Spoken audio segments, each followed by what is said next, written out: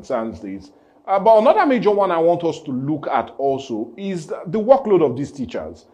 Just recently, in September to be precise, the Nigerian government launched a future-ready curriculum, which is different from how it used to be. And in that very initiative, they talked about increasing or rather reducing the workload for teachers.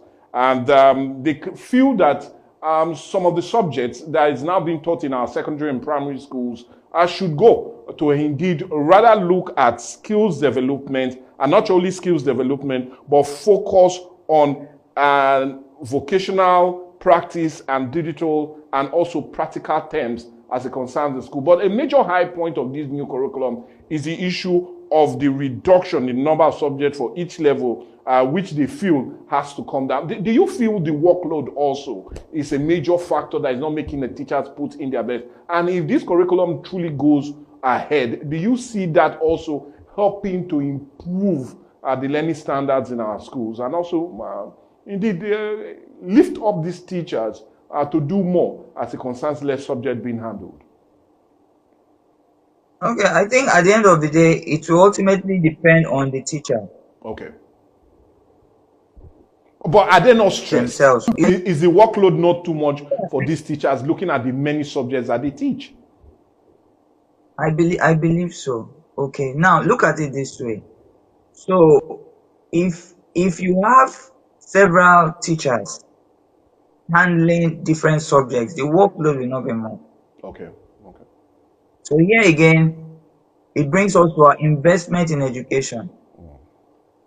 So one teacher is going to handle 10 subjects or 12 subjects and all that. But ideally, it shouldn't be so.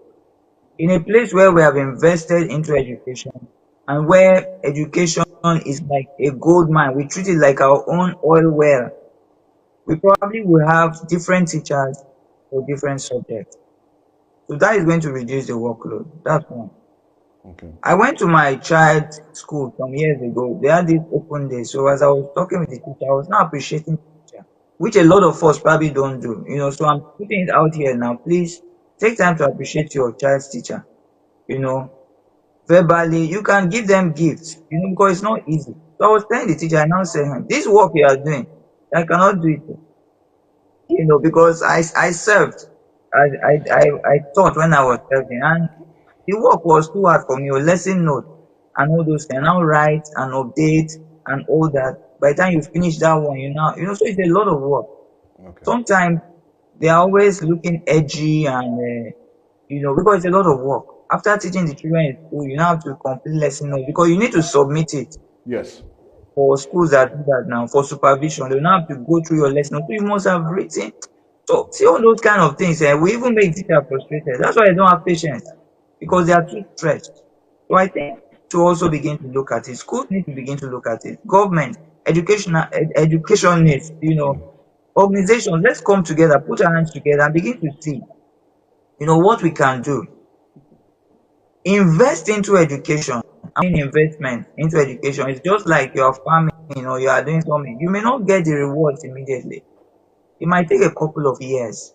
But this thing we must do if we want our country to change, if we want our values to change, because the wealth of a nation is not in crude oil. The wealth of a nation is in its ivory tower.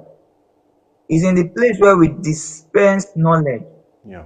And it is how we treat people that will determine their outlook on life. Remember that we have a lot of children, thousands, hundreds of thousands probably, who are going through this educational sector. And when they begin to see how we treat education, it's going to register in their minds. And it's eventually going to reflect in the kind of nation we have.